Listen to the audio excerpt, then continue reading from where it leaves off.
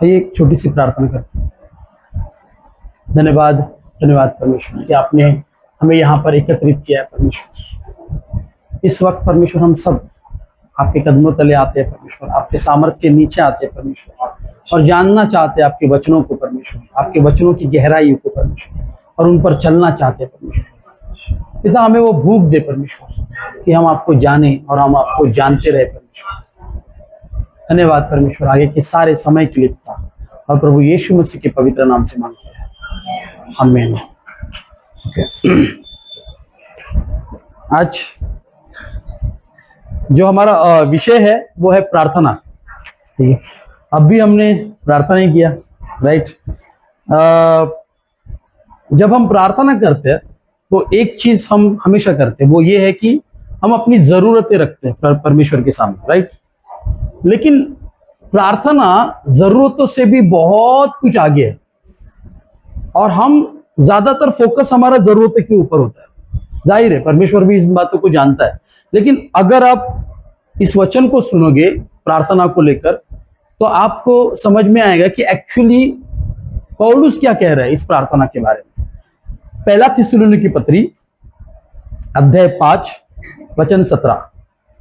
पहला थिस्सलुनीकी पत्री अध्याय 5 वचन 17, जहां पर लिखा है निरंतर प्रार्थना में लगे रहो। क्या लिखा है? निरंतर प्रार्थना में लगे रहो। ठीक है, बहुतों को लगता है कि निरंतर प्रार्थना में लगे रहो मतलब अगर एक आदमी घुटनों पे जा रहा है तो क्या ये पॉसिबल है कि वो पूरा दिन घुटनों पे रहे? नहीं, क्योंकि हमारे बहुत सारे काम है, तो हम वो छोड़ के सिर्फ घुटनों पे नहीं रह सकते, राइट। तो फिर ये पौलुस यहाँ पर एग्जैक्टली कहना क्या चाहता है कि निरंतर, कह तो रहा है कि निरंतर लगे रहो, निरंतर प्रार्थना में लगे रहो। इसको जानने के लिए ना जिस भाषा का उपयोग हुआ है वो भाषा है यूनानी, ग्रीक भाषा। ठीक है, जब हम ग्रीक में इसके शब्द देखते हैं तो ये पूरा का पूरा जो वचन है, वर्ष है, वो लिखा है अदियाले इप्तोस प्रोसे उकेस्ते। ओके, अदियाले इप्तोस का मतलब होता है निरंतर, प्रोसे उकेस्ते इसका मतलब होता है प्रार्थना में लगे रहो। मगर ये मैंने कहा कि अदियाले इप्तोस का मतलब जो होता है निरंतर, और प्रोसे उकेस्ते का मतलब होता है प्रार्थना में लगे रहो। एक्चुअल में अगर आप इन शब्दों को गहराई से अगर हम निकालेंगे और इनको फोड़ेंगे, इनके खोल जाएंगे, तो एक्चुअल में पौलुस और भी कुछ हमको बताना चाहता है। तो चलिए उसमें निकल जाते, एक एक शब्द लेते हैं। सबसे पहला शब्द क्या था? अदियाले इप्तोस। चलो मेरे सामने बोलो, मेरे साथ बोलो, अदियाले इप्तोस। हाँ, अदियाले इप्तोस इसका मतलब होता है निरंतर। ठीक है, जब ये अदियाले इप्तोस उसने कहा निरंतर, जिसका अर्थ होता है निरंतर, बट ये सिर्फ निरंतर नहीं है, इसका मतलब बिना रुके भी होता है, इसका मतलब लगातार भी होता है, इसका मतलब बार बार भी होता है, लेकिन इसका और एक मतलब है, और वो है आदत के रूप में। समझ रहे हो मैं क्या बोल रहा हूं? मतलब मैं ये कह रहा हूं कि इसकी आदत हमारे अंदर होनी चाहिए, प्रार्थना करने की आदत डालो, ये पौलुस कह रहा है। तो वो ये नहीं कह रहा है कि आप 24 घंटे घुटनों पे बैठकर प्रार्थना करो, बल्कि इसका अर्थ ये है कि जीवन का हर दिन जो है वो आपका और परमेश्वर का लगातार संपर्क होता रहना चाहिए। आप कुछ भी करो, लेकिन उससे आपका कनेक्शन नहीं टूटना चाहिए। समझो कि निर्मल भैया जो काम कर रहे हैं, ठीक है, उनका जो सारा भाजी वगैरह वड़ा पाव का वो काम है, अब वो पूरा दिन तो प्रार्थना नहीं कर सकते, अब वो गए काम पर, राइट। मगर उनके जहन में, उनकी सोच में हमेशा परमेश्वर होना चाहिए। कनेक्शन ना तोड़ो, ये कौन कह रहा है? पौलुस कह रहा है। अपना कनेक्शन मत तोड़ो, अपना संपर्क मत तोड़ो। पता है संपर्क कब टूटता है? जब हम पाप, मतलब हमारी सोच जो है वो पाप की ओर चली जाती है, तब संपर्क टूटता है। परमेश्वर जानता है, वो भला है, वो जानता है कि हमारा स्वभाव ऐसा, तो वो कहते कोई बात नहीं, फिर से कनेक्ट करो, फिर से कनेक्ट। यही चीज पौलुस बार बार कह रहा है, संपर्क मत तोड़ो मुझसे, परमेश्वर से संपर्क मत तोड़ो, निरंतर। अदियाले इप्तोस, अदियाले इप्तोस, अदियाले इप्तोस। दूसरा जो है शब्द है वो है प्रोसे उकेस्ते। बोलो, प्रोसे उखेस्ते, प्रोसे उखेस्ते, प्रोसे उखेस्ते, मतलब प्रार्थना में लगे रहो। ठीक है, इसको और अलग अलग करते, प्रोसे को अलग करते। अगर आप प्रोसे को अलग करोगे तो उसका मतलब होता है डैश की ओर, मतलब किसी की ओर, डैश के सामने। अब हमारे लिए कौन होगा डैश? परमेश्वर, राइट? तो परमेश्वर की ओर, परमेश्वर के सामने और परमेश्वर के नजदीक प्रोसे का मतलब होता है। समझ में आया कि परमेश्वर की ओर, परमेश्वर के नजदीक और परमेश्वर के सामने। उखेस्ते का जो मतलब है वो है प्रार्थना करना, विनती करना और अपनी इच्छा को प्रकट करना। ये एक नॉर्मल मतलब है उखेस्ते का। लेकिन जिस भाव से, जिस सोच से, जिस इमोशन से, जिस एक्सप्रेशन से पौलुस इस बात को बोल रहा है ना प्रोसे उखेस्ते, वो थोड़ा अलग है। वो ऐसा है कि सबसे पहला वो कह रहा है कि तुम जहां पर भी हो, तुम जो भी कर रहे हो उससे मुड़ो और परमेश्वर की ओर जाओ और प्रार्थना करो, पहला। दूसरा, वो कह रहा है कि परमेश्वर के नजदीक बैठकर प्रार्थना करो। और तीसरा, स्तुति करो। इस प्रार्थना में सिर्फ अपनी जरूरतें मत रखो। इस प्रार्थना में देखो, आज हम लोग प्रार्थना करते हैं तो हम डायरेक्टली ये नहीं कहते कि परमेश्वर मुझे ये दो, नहीं, सबसे पहले हम स्तुति करते हैं। तो ये तीन चीजें आनी चाहिए, स्तुति, दूसरा धन्यवाद। जो भी है उसके लिए धन्यवाद करो। अगर आप जीसस को देखोगे, यीशु मसीह को देखोगे, वो 5 रोटी और 2 मछलियां, राइट? या मैं उल्टा बोल रहा हूं? वो आने से पहले, उसको गुनाह होने से पहले ही धन्यवाद दे रहा है, एडवांस में। तो यीशु हमको ये बोल रहा है कि अगर मैं परमेश्वर होकर एडवांस में धन्यवाद दे रहा हूं, हमारा भी काम क्या है? एडवांस में धन्यवाद दो। तूने किया। जब आप किसी के लिए प्रार्थना करते हो तो विश्वास से बोलो कि यार हो गया, मैंने विश्वास किया और मैं उसके लिए तुमको पहले से ही धन्यवाद दे रहा हूं। तो स्तुति करो प्रार्थना में, धन्यवाद करो प्रार्थना में, और प्रार्थना में इच्छा रखो। लेकिन जब मैं कह रहा हूं कि प्रार्थना में इच्छा रखो, तो वो उसकी होनी चाहिए। अपनी जो इच्छाएं है वो परमेश्वर के कदमों में डालो, अधीन करो और उसकी इच्छा होने दो। किसने बोला ऐसे कि उसकी इच्छा पूरी होने दो?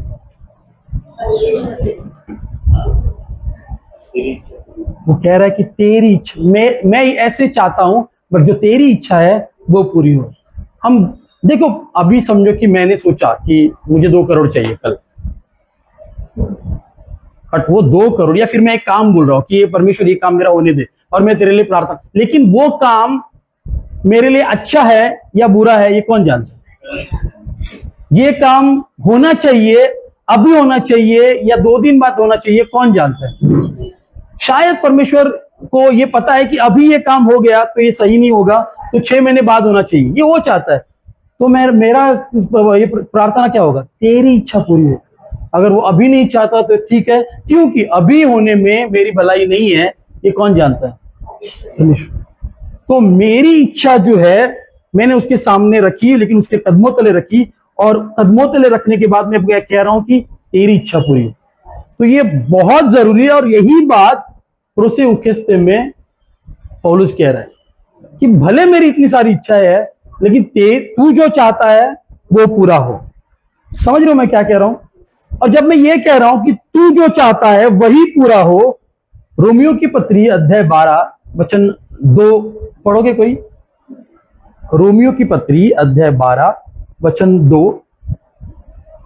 चलो मैं ही पढ़ता हूं। ओके, लिखा है, इस संसार के सदृश ना बनो, परंतु तुम्हारे मन के नए हो जाने से। अब जब हम मसीह में हैं तो हमारा मन कैसा हो गया? अब नया हो गया है, ठीक है? नया हो जाने से तुम्हारा चाल चलन भी बदल जाए, मतलब मेरा नेचर जो है वो बदलना चाहिए। कैसे होना चाहिए नेचर? तो वो आगे कह रहा है, जिससे तुम परमेश्वर की भली भावती, मतलब परमेश्वर क्या चाहता है, हमारी भलाई किसमें है, और सिद्ध इच्छा, परमेश्वर की इच्छा क्या है वो अनुभव से क्या करो? मालूम करते जाओ। तो जब हम परमेश्वर में आगे बढ़ते चले जाते हैं तो हम किसकी तरह बनते चले जाते हैं? यीशु मसीह की तरह बनते चले जाते हैं। जब हम यीशु मसीह की तरह बनते चले जाते हैं, हमको ऑटोमेटिकली, क्योंकि हमारे पास वो नया मन है, नया हृदय है, हमको उसकी इच्छा पता चलती है कि दरअसल ये सही नहीं है, दरअसल ये सही है, और हमारी मांगे जो है वो भी बदलती जाती है। कभी देखा है अपने आप को, पहले एक विश्वासी को देखो और बाद में देखो, सबसे पहला एक विश्वासी खुद के लिए मांगता है, आगे जाकर वो विश्वासी दूसरों के लिए मांगता है। ये एक झटके में नहीं होता है, हम सब ऐसे ही है, स्वार्थी है। हम पहले अपना अपना अपना अपना, लेकिन धीरे धीरे हम ऑटोमेटिकली दूसरों के लिए मांगने चालू हो जाते। क्यों मांगना चालू करते हैं? क्योंकि हमको पता है, उसको वो जानता है मेरे लिए क्या अच्छा है, वो अपने आप करेगा। दूसरा, मैं जानता हूं कि मुझे पता नहीं, लेकिन वो अपने घर से मेरे लिए प्रार्थना कर रहे हैं, राइट। और ये ऑटोमेटिकली एक दिन में नहीं हुआ, इसको देर लगा, लेकिन हमारी प्रार्थना बदल गई। हमको पता चला कि उसको क्या अच्छा है, वही मांगना हमारे लिए जरूरी है। और प्रोसे उकेस्ते में पौलुस यही हमको बताने जा रहा है कि हमारी जो प्रार्थना जो है ना, वो उस परमेश्वर के लिए है जो जिंदा है। आप कैथोलिक लोगों को देखते हो और भी हिंदू लोगों को भी देखते हो, एक मूर्ति के सामने है और लगातार बार बार 10 चीजें होती जा रही है और उस मूर्ति को हिलाया जाता है और अपनी बातें रखी जाती है। नो डाउट एक प्रेम होता है, मगर वो प्रेम उस मूर्ति में है, सच्चे परमेश्वर में नहीं है। जब मैं छोटा था, 8-10 साल का रहूंगा, तो मेरे अंकल के घर पे गणपति आता था, और मैं उस वक्त तो मसीह में नहीं था, तो मैं जाता था 2 दिन के गणपति के लिए। और पता नहीं मुझे वो मूर्ति बहुत पसंद आती थी, क्योंकि उसको इस तरह बनाया जाता था कि मैं मूर्ति में बहुत घुस गया हूँ। और उसके अंकल के घर में ज्यादा कोई नहीं था, खाली अंकल था और मेरी माँ और मैं थे। तो मेरी माँ अंदर काम कर रही है, अंकल काम पे गया, तो मैं उस मूर्ति के साथ होता था। तो मैं ना उसको गले लगा रहा था, उसको किस बिस कर रहा हूँ, पागल, की कोई देख नहीं रहा ना, लेकिन मेरा प्यार किधर है? उस मूर्ति की तरफ था। क्यों? क्योंकि जब वो उसको दूसरे दिन पानी में डाला गया, मैं रो रहा हूं और ये सोच रहा हूं कि अरे अभी आएगा नहीं, मैं उससे दूर हो गया। बट ये मेरा प्यार क्या सच्चे परमेश्वर के लिए था? नहीं, एक मूर्त के लिए था। और आज मेरा परमेश्वर जो है, मैं उसे जानता हूं कि वो जिंदा है, उससे कोई मुझसे अलग नहीं कर सकता। आपको पता है, परमेश्वर को हमसे कोई नहीं, एक बार आपने विश्वास किया, आप खुद ही खाली उससे अलग हो सकते हो। किसी में ताकत नहीं है, किसी में ताकत नहीं है कि हमको परमेश्वर से अलग करे।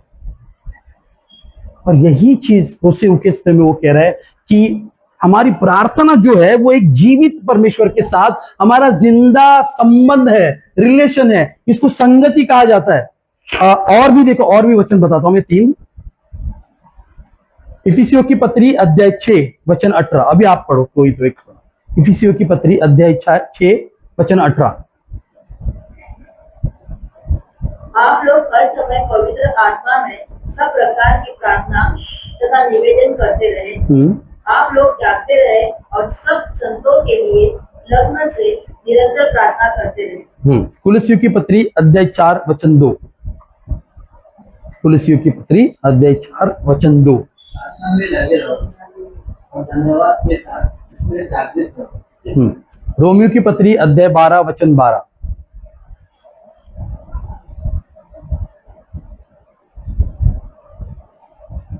आप आश्वासन को और आनंद बनाए, आप संकट में धैर्य रखे तथा प्रार्थना में लगे रहे। तीनों भी जो वचन है, तीनों में भी सोच एक ही है। पौलुस किसी कार्य के बारे में नहीं कह रहा है। प्रार्थना मतलब उसके नजर में कोई कार्य नहीं है। प्रार्थना का मतलब क्या है? जीवन शैली। उसके लिए प्रार्थना का मतलब क्या है? एक जीवन शैली, यानी कि आदत। मेरे लिए अगर रोज 2 बार खाना, 2 बार नाश्ता, ये 4 मेरा रोज का जीवन शैली है, तो ये जीवन शैली कि प्रार्थना में लगे रहो, निरंतर प्रार्थना में लगे रहो। आपका परमेश्वर के साथ जो संबंध है वो कभी टूटना नहीं चाहिए। और परमेश्वर पौलुस जो है वो इतना ही नहीं कह रहा है, वो अगर आप देखोगे प्रार्थना करते रहो, यहां पर एक ग्रामर है, और वो ग्रामर है प्रेजेंट इंपरलेटिव का, जिसका मतलब होता है आज्ञार्थक वर्तमान काल, मतलब प्रेजेंट कंटिन्यूस, चलते रहना। तो वो इस बात को कह रहा है कि कभी बंद मत करो, ये चीज जो है, जो आपने शुरुआत की है प्रार्थना करना, इसको कभी बंद मत करो, इसको एक आदत बनाओ, इसको परमेश्वर के साथ अपना एक संबंध बनाओ, ताकि वो आपको भी बदले। बहुत बार हम सिर्फ प्रार्थना करते हैं और चाहते हैं कि ये परिस्थिति बदले। तो परमेश्वर में ताकत है कि वो परिस्थिति बदलता है, लेकिन एक्चुअल में परमेश्वर सबसे पहला चाहता है कि तू बदल। परमेश्वर हमको, हमारे हृदय को बदलना चाहता है, परिस्थिति को भी बदलना चाहता है, लेकिन उसका देखो, मुझे बता, परिस्थिति इंपॉर्टेंट है परमेश्वर के लिए या हम इंपॉर्टेंट है? तो वो किसे चाहेगा? ज्यादातर पहला उसका ये हमारे पास रहेगा कि तू बदल। तू बदलने के लिए मैंने परिस्थिति डाली है, परिस्थिति बदलने के लिए तुमको नहीं रखा है मैंने। तो तेरा फोकस किधर रहना चाहिए? तेरे खुद के बदलने के लिए। तो तू खुद कैसे बदलेगा? यही जो 12:2 हमने वचन कहा है, उस पे चलते चलते हमारी प्रार्थना भी बदल जाएगी और हम भी बदल जाएंगे, और हमारा संबंध जो है वो परमेश्वर के साथ जिंदा रहेगा। संगति जिसको बोलते हैं। प्रार्थना में क्या क्या होना चाहिए? मैंने कहा सबसे पहला स्तुति, और हम स्तुति करते हैं। दूसरा हम क्या करते हैं? उसे धन्यवाद देते हैं। तीसरा हमारी प्रार्थना रखते हैं। लेकिन चौथा जो इंपॉर्टेंट है वो है संगति। तो संगति का मतलब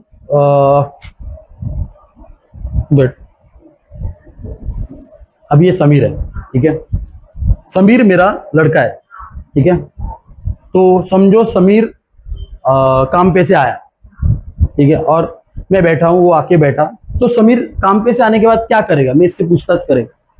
तो मैं पूछूंगा फिर कैसा दिन था आज का? तो वो कहेगा कि आज बहुत अच्छा दिन था, लेकिन इधर इधर ऐसे ऐसे हुआ, उधर उधर वैसे हुआ, तो क्या करूं कुछ समझ। फिर मैं उसे कुछ सलाह दे रहा हूं। ये जो संभाषण है परमेश्वर चाहता है। हमको क्या लगता है कि बहुत कुछ अलग है? नहीं, वो तुम्हारा बाप है। आज मैं उससे बात कर रहा था दोपहर को, राइट? मैं उससे बात कर रहा था। मैंने कहा कि तू कियान तुम्हारे पास किस चीज के लिए आता है? कुछ जरूरत के लिए आता है। तुम जानते हो जरूरतें सही है या नहीं है। जो सही नहीं है वो उसकी पूरी नहीं करोगे, भले वो कितना भी लाड दो। वो हमारा बाप है, वो पिता है।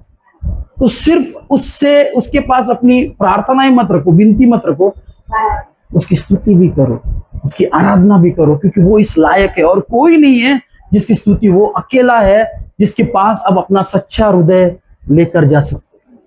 वो जिंदा है, उससे बातें करो। वो इसके जरिए हमसे बातें करता है, वो इसके जरिए हमको जवाब देता है। हमें एक्चुअल में किसी के पास जाने की जरूरत नहीं। आप अपनी गहरी बातें, आप अपनी गहरे चीजें किसी इंसान को बताने के बदले उसको बताओ, ताकि इंसान जो है वो आपकी चीजें 10 लोगों को बता सकते हैं, आपका फायदा उठा सकते हैं। परमेश्वर कभी नहीं करता। परमेश्वर ये कभी नहीं करता। परमेश्वर आपकी भलाई जानता है कि किसमें है। देखो, प्रभु यीशु मसीह ने जो क्रूस पर किया, उसके वजह से क्या हुआ? हमारा एक रिश्ता बन गया परमेश्वर के साथ, राइट? अब ये रिश्ता बनने के बाद अब हमको चाहिए कि हम उससे इस रिश्ते को और मजबूत करें। कैसे होगा मजबूत? प्रार्थना से। जब जितनी हम प्रार्थना करेंगे, हमारे बाप के साथ, हमारे पिता के साथ हमारा रिश्ता जो है वो मजबूत होते जाता है। और एक चीज हम उसको इस प्रार्थना से बताते हैं कि मैं सिर्फ हर चीज के लिए तुझ पे निर्भर हूं। तो प्रार्थना एक सबूत है कि हम उस पे निर्भर है, और हमें किसी भी चीज की जरूरत हो या नहीं हो, हमें परमेश्वर की हर वक्त जरूरत है।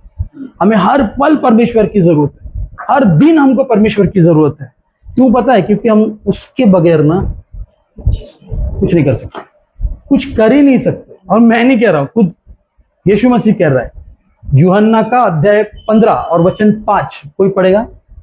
यूहन्ना अध्याय 15 वचन 5,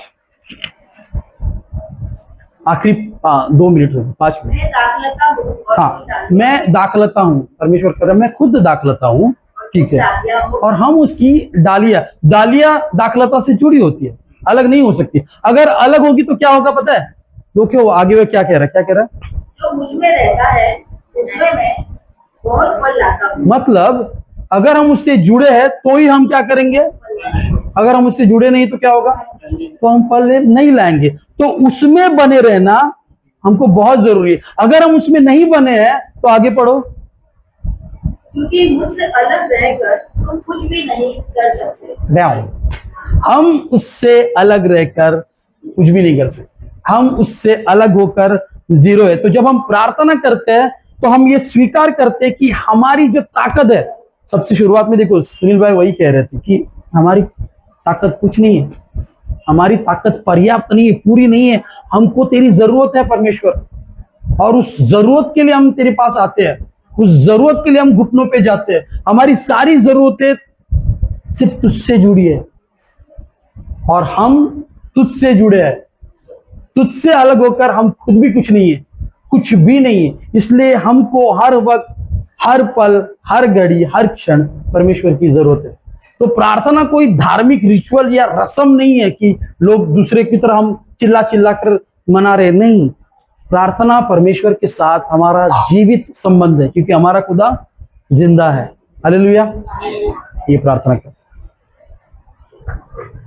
अपनी आंखों को बंद करो और सच्चाई से, अच्छाई से पूरा अपना दिल उसको देकर हम उसके पास प्रार्थना करते हैं कि हे स्वर्गीय पिता, हमें ऐसा हृदय दे परमेश्वर कि हम हर परिस्थिति में परमेश्वर सिर्फ तुझको खोजे परमेश्वर।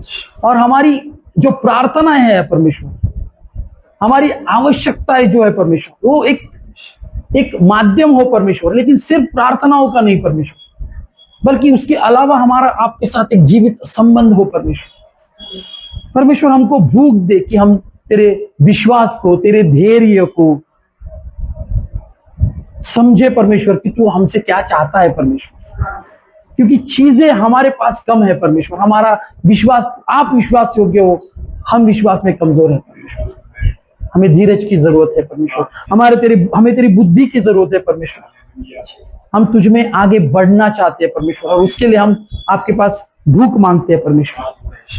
हम चाहते हैं परमेश्वर कि हमारी ये जिंदगी परमेश्वर, इससे आपको महिमा मिले परमेश्वर। लोग हमारा जीवन, आपका, हमारा चाल चलन देखकर परमेश्वर आपको महिमा दे परमेश्वर। और हम चाहते हैं परमेश्वर हमारी प्रार्थना आपके साथ एक जीवित संबंध हो परमेश्वर, क्योंकि आप जिंदा हो। धन्यवाद करते हैं सारी चीजों के, तो प्रभु यीशु मसीह के पवित्र नाम से मांगते हैं। आमीन, आमीन। Thank you.